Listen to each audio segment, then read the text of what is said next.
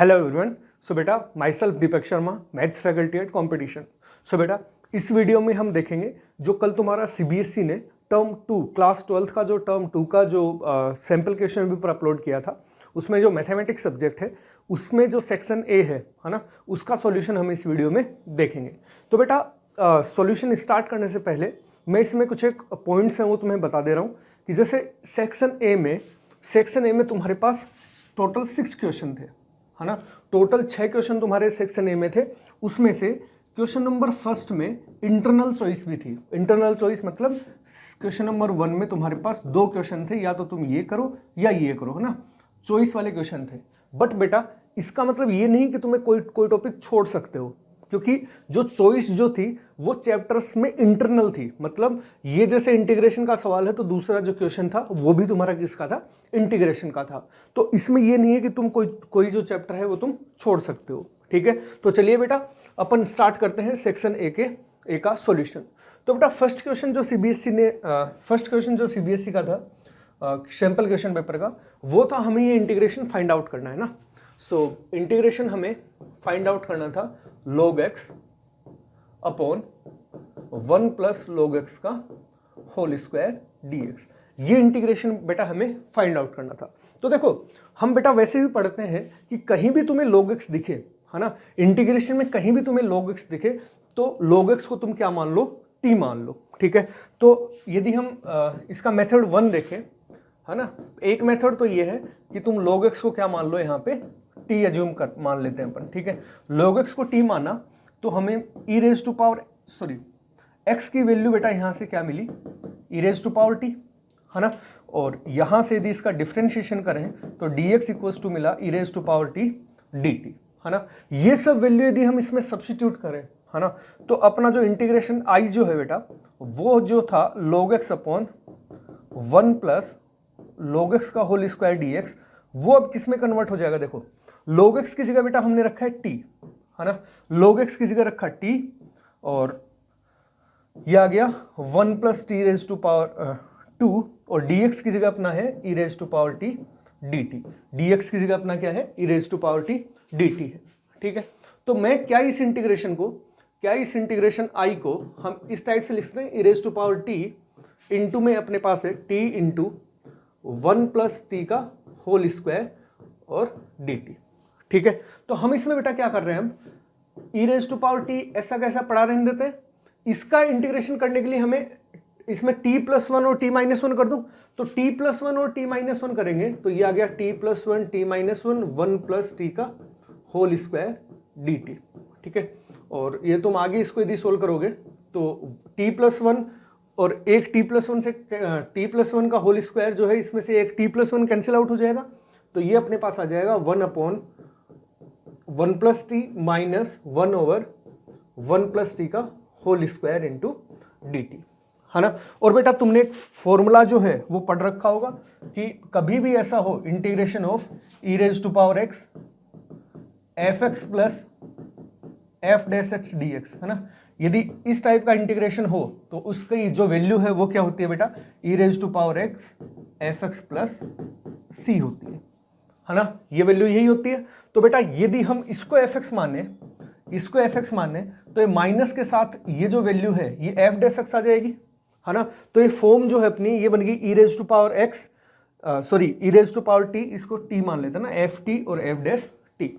तो यदि ये फॉर्म क्या बन गई, E raise to power T F T plus F dash T, तो इसका जो आंसर है वो बेटा क्या हो जाएगा, E raise to power T F X कितना है 1 upon 1 plus T plus C. अब t की वैल्यू सब्स्टिट्यूट कर दो, e raise to power t कितना था x और t जो है वो बेटा अपना था 1 plus log x plus c। तो बेटा एक तो मेथड ये है कि तुम log x को क्या मान लो, t मान लो और उसको जो x है उसको कन्वर्ट कर दो t में, ठीक है। और जो लास्ट में तुम्हारे पास ये फॉर्मूला बन जाएगा e raise to power t f T plus F dash t, जिसका इंटीग्रेशन होता है e raise to power t f t, ठीक है। यदि हम सेकंड मेथड की बात करें बेटा, सेकंड मेथड जो है इसका वो है जैसे तुम्हें इंटीग्रेशन फाइंड आउट करना है log x upon 1 plus log x के होल स्क्वायर का, है ना। यदि log x upon 1 plus log x के होल स्क्वायर का यदि बेटा इंटीग्रेशन करना है तो मैं यहीं पे देखो नीचे डिनोमिनेटर में मुझे 1 प्लस log x दिख रहा है और ऊपर log x है, तो मैं क्यों नहीं इसमें 1 प्लस कर दूं और 1 माइनस कर दूं। तो हम इसमें क्या कर रहे हैं, इसको हम कर देते हैं log x plus 1 minus 1 over 1 plus log x का होल स्क्वायर dx।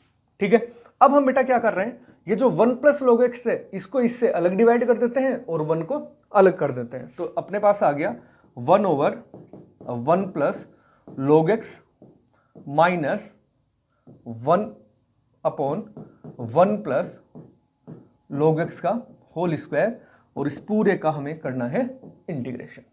चमका। अब बेटा इसको हम अलग अलग कर सकते हैं। सो आई इक्वल्स टू यहां पे कितना आ गया, dx over 1 plus log x minus dx over 1 plus log x का होल स्क्वायर। ठीक है, अब इसको तो यू का यूं पढ़ा रहने दो, ये वाली जो टर्म है इसको तो यू का यूं पढ़ा रहने दो। इसमें क्या करो, इसको तो फर्स्ट फंक्शन मान लो और इसको मान लो 1 को मान लो फर्स्ट फंक्शन।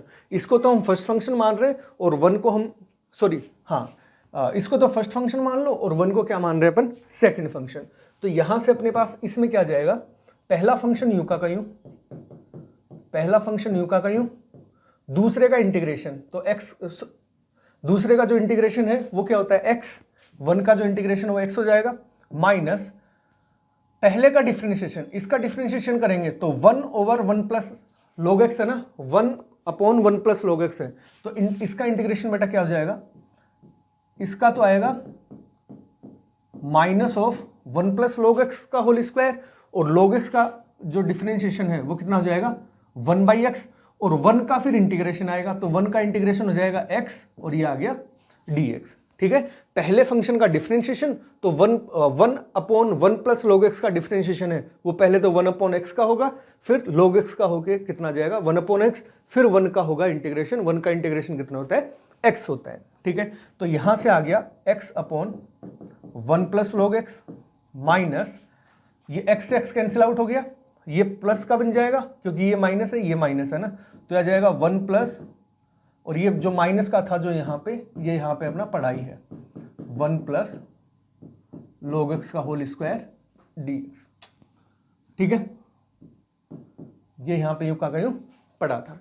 अब यहां से कितना आ गया, प्लस का आ गया 1 प्लस log x का whole square dx minus dx upon 1 plus log x का होल स्क्वायर, तो ये और ये कैंसिल आउट हो जाएंगे क्योंकि ये प्लस का है और ये माइनस का, और प्लस सी और आएगा, तो इसका जो आंसर है वो बेटा जाएगा x upon log x plus C.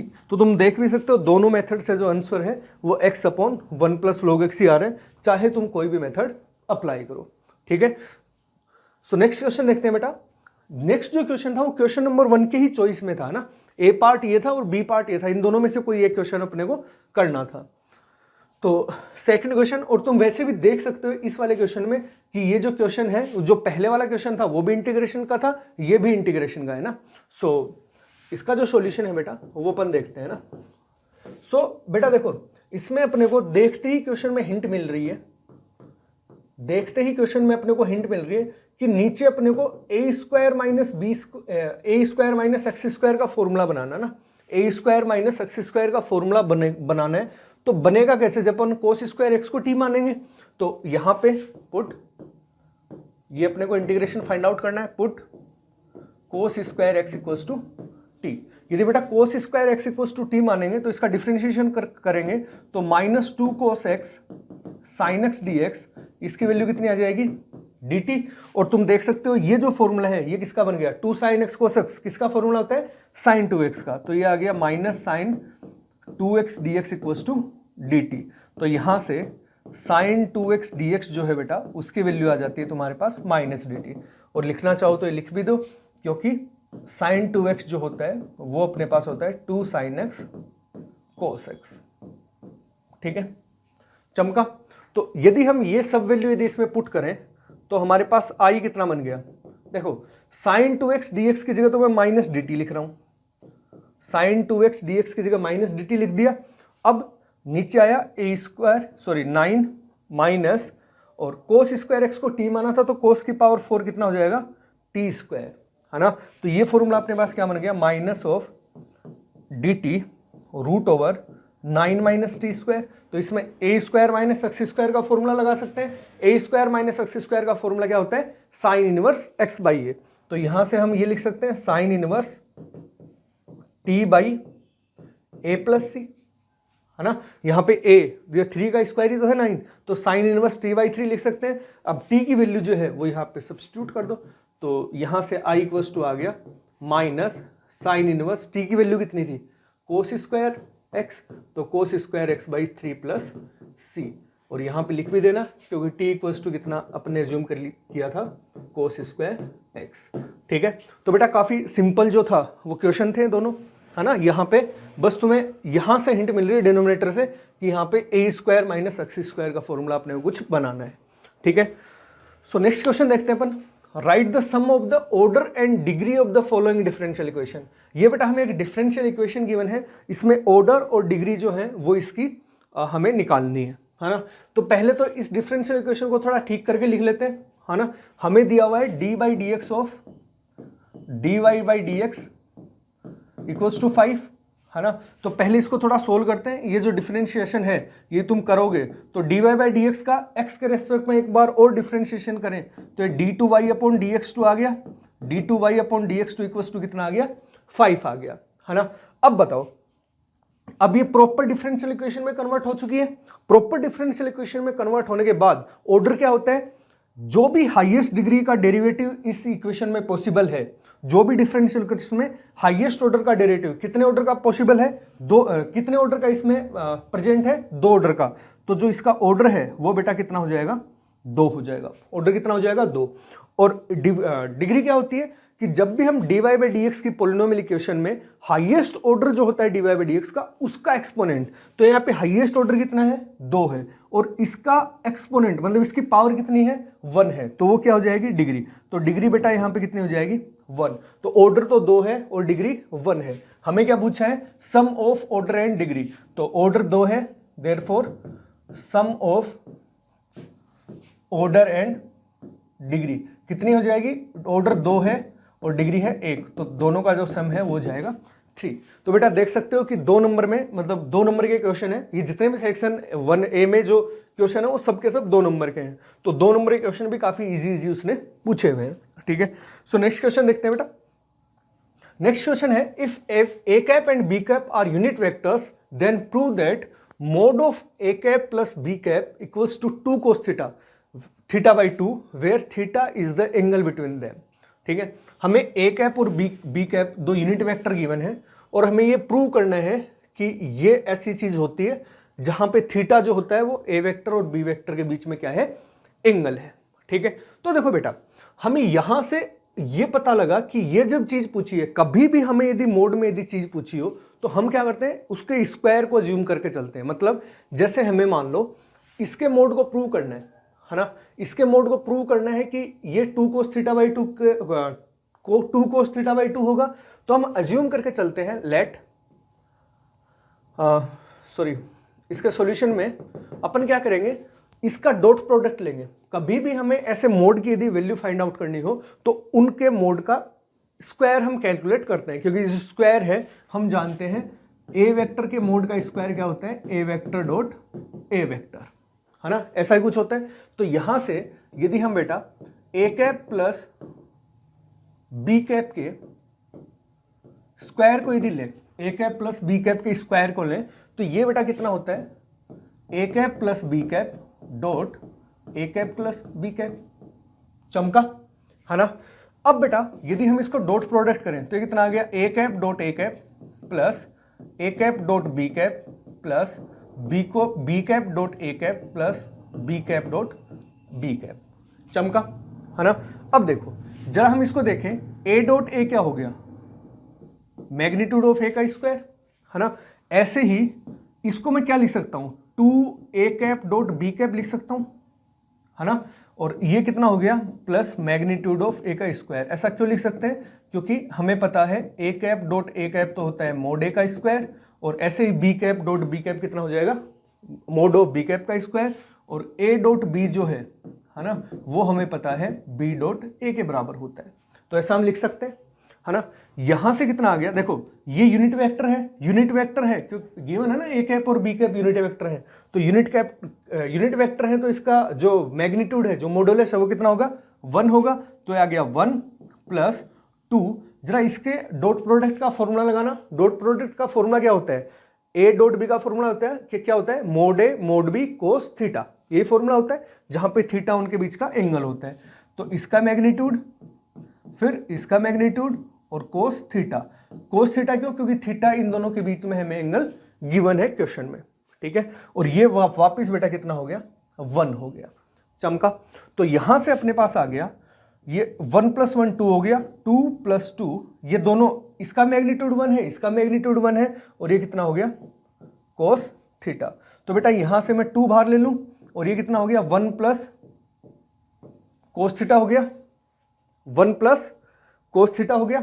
अब देखो यहां से बेटा, यहां से भी इसको आगे सोल्व करें तो अपने पास अभी तक आ चुका है ए कैप + बी कैप का होल स्क्वायर जो है वो आ गया 2, 1 + कोस थीटा, और 1 + कोस थीटा का फॉर्मूला क्या होता है, 2 कोस स्क्वायर थीटा/2। 1 + कोस थीटा का फॉर्मूला क्या होता है, 2 कोस स्क्वायर थीटा/2। तो यहां से ये आ गया 4 कोस स्क्वायर थीटा/2, ठीक है। तो हमें चाहिए था इसका रूट, है ना, मतलब ये स्क्वायर है तो इसका रूट करते ही आ जाएगा। तो हम दोनों साइड स्क्वायर रूट यदि लें तो therefore A cap + B cap जो है वो कितना आ गया, स्क्वायर रूट लेते ही ये कितना हो जाएगा, 2 कोस थीटा/2।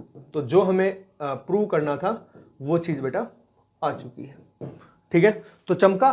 तो कभी भी हमें यदि ऐसे मोड को यदि सोल्व करना हो तो हम इसके स्क्वायर को सोल्व करना स्टार्ट करते हैं। स्क्वायर को सोल्व करने के बाद जो भी हमें फाइंड आउट करना होता है वो बेटा हमें मिल जाता है, ठीक है। सो नेक्स्ट क्वेश्चन देखते हैं। Find the direction cosines of the following line, है ना। इस लाइन के हमें डायरेक्शन कोसाइन हमें फाइंड आउट करने हैं। तो बेटा जरा इस लाइन को थोड़ा ढंग से यदि लिखें। So given line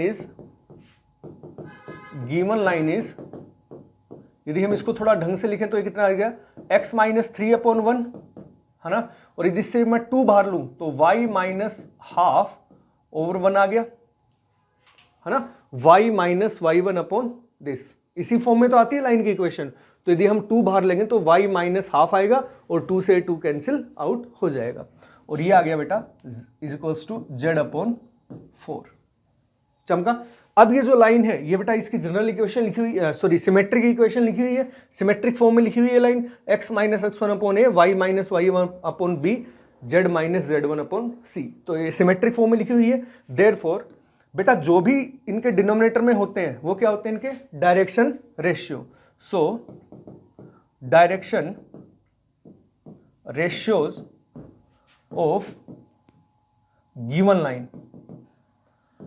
line is कितने आ गए, 114 आ गया डायरेक्शन रेशियो, है ना। डायरेक्शन रेशियो बेटा आ चुका है हमारे पास 114। देयरफॉर डायरेक्शन कोसाइन क्या हो जाएंगे, direction cosine of given line is, इनके जो मैग्नीट्यूड है इससे हम क्या करते हैं, सबको डिवाइड कर देते हैं, इनके मैग्नीट्यूड से हम डिवाइड कर दे रहे हैं। तो ये कितना आ गया, 1/18 और 4/√18। तो ये 3√2 लिख सकते हैं अपन, सॉरी हाँ ये आ गया 9 × 2, तो 3√2 है ना, 3√2 लिख सकते हैं ना। हाँ तो ये आ गया 1/3√2 और ये आ गया 4/3√2। तो ये क्या हो गया, इसके डायरेक्शन कोसाइन। डायरेक्शन रेशियो से डायरेक्शन कोसाइन निकालने आते हैं ना, डायरेक्शन रेशियो को उनके मैग्नीट्यूड से यदि अपन डिवाइड करते हैं तो हमारे पास क्या आ जाते हैं, डायरेक्शन कोसाइंस आ जाते हैं। तो बस ये डायरेक्शन कोसाइन हो गए, है ना। सो नेक्स्ट क्वेश्चन देखते हैं अपन बेटा। नेक्स्ट क्वेश्चन क्या है, 5th क्वेश्चन जो है अपना, जो इसका सेक्शन ए का, ए bag contains 1 red and 3 white balls, find the probability distribution of the number of red balls if 2 balls are drawn at random from the bag 1 by 1 without replacement, है ना। हमें बोला हुआ है कि एक बैग है, बैग में एक तो रेड बॉल है और 3 क्या है, व्हाइट बॉल है। एक तो रेड बॉल है और 3 व्हाइट बॉल है। फाइंड द प्रोबेबिलिटी डिस्ट्रीब्यूशन, हमें प्रोबेबिलिटी फाइंड आउट नहीं करनी, हमें उसके प्रोबेबिलिटी का डिस्ट्रीब्यूशन फाइंड आउट करना है ना। प्रोबेबिलिटी डिस्ट्रीब्यूशन मतलब क्या क्या उसमें पॉसिबिलिटी हो सकते हैं, distribution of number of red balls, कि नंबर ऑफ रेड बॉल्स का डिस्ट्रीब्यूशन चाहिए if 2 balls are drawn at random, उनमें से 2 बॉल रैंडमली निकाली जाती है बैग में से 1 by 1 विदाउट रिप्लेसमेंट, मतलब एक यदि बॉल उठा ली तो उसको वापस उस बैग में नहीं डालना, रिप्लेस नहीं करना है, ठीक है। तो देखो यहां पे हम एक इवेंट अज्यूम कर लेते हैं, है ना, हम मान लेते हैं x विद एक इवेंट मान लेते हैं नंबर ऑफ रेड बॉल्स, है ना, event of number of red balls chosen from bag, है ना। हम x अज्यूम कर लेते हैं कि ये इवेंट है कि जहां पे नंबर ऑफ रेड बॉल्स निकाली जा रही है बैग में से। अब हमारे पास टोटल नंबर ऑफ जो रेड बॉल है वो कितनी है 1। तो ये इवेंट बेटा 2 ही टाइप से पॉसिबल हो सकती है, या तो हम एक रेड बॉल निकाल लें या एक रेड बॉल भी ना निकालें, है ना, क्योंकि निकालनी तो अपने को 2 ही, मैक्सिमम 2 बॉल है। तो या तो पहला केस क्या जाएगा जब एक भी बॉल रेड बॉल ना निकले, दूसरा केस कौन सा जाएगा जब हम एक रेड बॉल निकाल लें। तो प्रोबेबिलिटी, देयरफॉर प्रोबेबिलिटी, किसकी प्रोबेबिलिटी जब एक भी रेड बॉल ना निकाल लें, x इक्वल्स टू 0 का मतलब है जब एक भी रेड बॉल जो है वो हमने से बैग में से नहीं निकाली, ठीक है। तो एक भी रेड बॉल नहीं निकाली, इट मीन्स हमें सबके सब क्या निकाली होंगे हमने, व्हाइट बॉल। तो पहली बॉल व्हाइट होगी, इसकी प्रोबेबिलिटी कितनी है 3 व्हाइट बॉल है, टोटल बॉल कितनी है 4, तो पहली बॉल व्हाइट होने की प्रोबेबिलिटी है 3/4। अब एक बॉल हमने बैग में से निकाल ली व्हाइट, अब बैग में कितनी व्हाइट बॉल बची 2, और टोटल बॉल कितनी होगी 3 होगी, क्योंकि हमने 4 में से एक तो निकाल ली ना। तो दूसरी बॉल भी व्हाइट हो, उसकी प्रोबेबिलिटी कितनी होगी 2/3। तो ये कितना हो गया 6/12, 6/12 का मतलब है 1/2, ठीक है। तो जब एक भी रेड बॉल ना निकले तो उसकी प्रोबेबिलिटी तो ये होगी, है ना।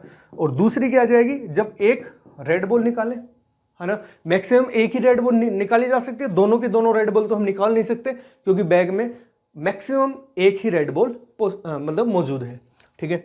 यदि हम x इक्वल्स टू 1 मतलब एक बॉल रेड आए, उसकी प्रोबेबिलिटी देखो, एक बॉल रेड आए तो उसमें 2 केस बनेंगे, कौन कौन से, या तो पहली बॉल रेड हो या दूसरी बॉल रेड हो। तो देखो पहली बॉल रेड हुई तो इसकी प्रोबेबिलिटी कितनी होगी 1/4, पहली बॉल रेड आ गई, दूसरी अब कौन सी होगी व्हाइट होगी, तो व्हाइट की कितनी होगी 3 व्हाइट है, और बॉल भी अब कितनी बची है 3, क्योंकि एक बॉल तो हम निकाल चुके हैं ना पहले से ही, प्लस पहली बॉल अब व्हाइट निकालें, पहली बॉल व्हाइट निकालें तो 3/4, दूसरी बॉल रेड आए, दूसरी बॉल की कितनी होगी 1/3, तो ये कितनी बन गया बेटा तुम्हारा 3/12, 3/12, तो ये भी 6/12 मतलब 1/2। तो बस ये प्रोबेबिलिटी डिस्ट्रीब्यूशन हो गया। यदि तुम टेबल बनाना चाह रहे हो तो टेबल भी बना दो कि इसमें जब एक बॉल रेड हो तब तो इसकी प्रोबेबिलिटी हो जाएगी 1/2, और x इक्वल्स टू 0 है तब इसकी प्रोबेबिलिटी कितनी हो जाएगी 1/2। तो बेटा ये इसका डिस्ट्रीब्यूशन हो गया, जब एक ही बॉल रेड ना आए तब तो हाफ, और जब एक रेड बॉल आए 2 में से तब भी प्रोबेबिलिटी इसकी कितनी होगी हाफ होगी। चमका। सो बेटा लास्ट क्वेश्चन इसका अपन करते हैं। सो लास्ट क्वेश्चन है 2 cards are drawn at random from a pack of 52 cards 1 by 1 without replacement, है ना, विदाउट रिप्लेसमेंट हमें क्वेश्चन में गिवन है कि विदाउट रिप्लेसमेंट हमें 2 कार्ड जो है वो निकालने हैं। What is probability of getting first card red and second card jack, पहला कार्ड रेड हो और दूसरा कार्ड जैक हो।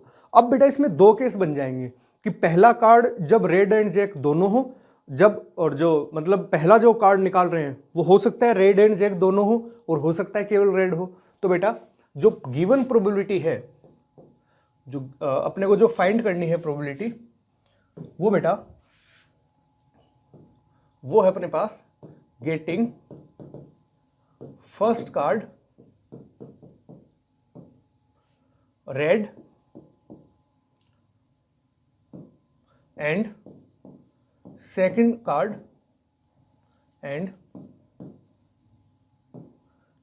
Card jack. वो क्या हो जाएगी बेटा, ये हो जाएगी probability of first card is jack, sorry first card is red but not jack, and second card is jack, plus probability of first card is red and jack and second card is also Jack.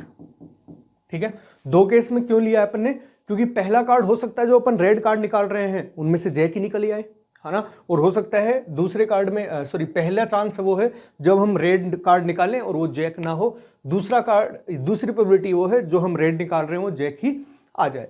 तो बेटा देखो, first card is red but not jack, jack ना हो तो total red card अपने को पता है, कार्ड जो भी अपने पास पैक ऑफ कार्ड्स होते हैं उसमें 26 तो रेड होते हैं और 26 ही ब्लैक होते हैं, है ना। 26 में दो अपने पास क्या होते हैं, जैक होते हैं, है ना, दो जैक होते हैं। ठीक है, अब देखो first card is red but not jack, पहला कार्ड रेड हो बट जैक ना हो तो बच्चे कितने अपने पास 24, तो ये 24 बाई टोटल कार्ड्स कितने होते हैं 52। ठीक है, तो पहला कार्ड रेड आया बट जैक नहीं है तो टोटल कार्ड 26 तो रेड होते हैं बट जैक हमें नहीं लेना है, तो बाकी कितने बचे 24। अब सेकंड कार्ड इज जैक, अब बेटा जैक कितने बचे हैं, पहला कार्ड जो है वो हमने जो सिलेक्ट किया है वो अब जैक नहीं आया है, तो जैक अपने पास कितने बचे हैं अभी तक बेटा 4 जैक बचे हैं। ठीक है, 4 जैक बच गए और अपने पास टोटल कार्ड अभी कितने बचे हैं 51, क्योंकि एक कार्ड अपन पहले ही निकाल चुके हैं और क्वेश्चन में दिया हुआ है कि रिप्लेसमेंट नहीं है। Plus first card is red and jack, पहला कार्ड जो है अब की बार बेटा रेड भी हो और जैक भी हो, तो ऐसे कितने जैक हैं जो कि रेड है, 2 हैं, तो 2/52, 2/52 into second card is also jack. अब बेटा एक जो कार्ड है वो हम निकाल चुके जो कि रेड था, ठीक है, सॉरी रेड था और जो कि जैक था, अब हमें दूसरा कार्ड जो है वो भी जैक चाहिए, तो पहला कार्ड अपन जैक निकाल चुके हैं, अब दूसरे कार्ड में कितने जैक बचेंगे दूसरे कार्ड के लिए 3 जैक, क्योंकि एक जैक अपन पहले निकाल चुके हैं और टोटल कार्ड अभी कितने हैं बेटा 51 है। तो ये जितना आंसर आएगा मतलब ये 96 हो गए, 96 + 6/51 इंटू 52, तो बेटा जो आंसर आए वो तुम्हारा क्या हो जाएगा आंसर हो जाएगा। तो ये बेटा जो तुम्हारा सैम्पल पेपर रिलीज हुआ था, सैम्पल क्वेश्चन पेपर जो रिलीज हुआ था उसके सेक्शन ए के मैथमेटिक्स के सॉल्यूशन हुए। अगली वीडियो में बेटा हम देखेंगे सेक्शन 2 में जो तुम्हारे सेक्शन बी में जो तुम्हारे सैम्पल क्वेश्चन पेपर में क्वेश्चन आए हैं वो अपन नेक्स्ट वीडियो में देखेंगे। तो बेटा इसमें जितने भी जो क्वेश्चन थे वो देखा होगा तुमने, सिंपल क्वेश्चन थे, इतने ज़्यादा वो नहीं थे, हर क्वेश्चन 2 मार्क्स का था, है ना। तो अब की बार सीबीएसई ने सैम्पल क्वेश्चन पेपर में यही दिया है 2 मार्क्स के, 3 मार्क्स के और 4 मार्क्स के। ठीक है, तो अभी तक जब तक कोविड सिचुएशन है, मतलब सीबीएसई क्लेरिफाई ये नहीं कर देती कि पेपर ऑब्जेक्टिव हो गया सब्जेक्टिव होगा, तो बेटा जो यदि पेपर सब्जेक्टिव हुआ तो इसी टाइप का जो पैटर्न है वो तुम्हें देखने को मिलेगा पेपर में कि सेक्शन ए आएगा, सेक्शन ए में यही तुम्हारे को 6 क्वेश्चन मिलेंगे जिनमें एक में तुम्हें चॉइस मिलेगी और वो जो चॉइस होगी वो इंटरनल होगी, है ना। सेम चैप्टर के ही 2 क्वेश्चन मिलेंगे, उनमें तुम्हें चॉइस मिलने वाली है। ठीक है बेटा, सो नेक्स्ट वीडियो में अपन सेक्शन बी के सैंपल क्वेश्चन पेपर के सॉल्यूशन देखेंगे। ठीक है।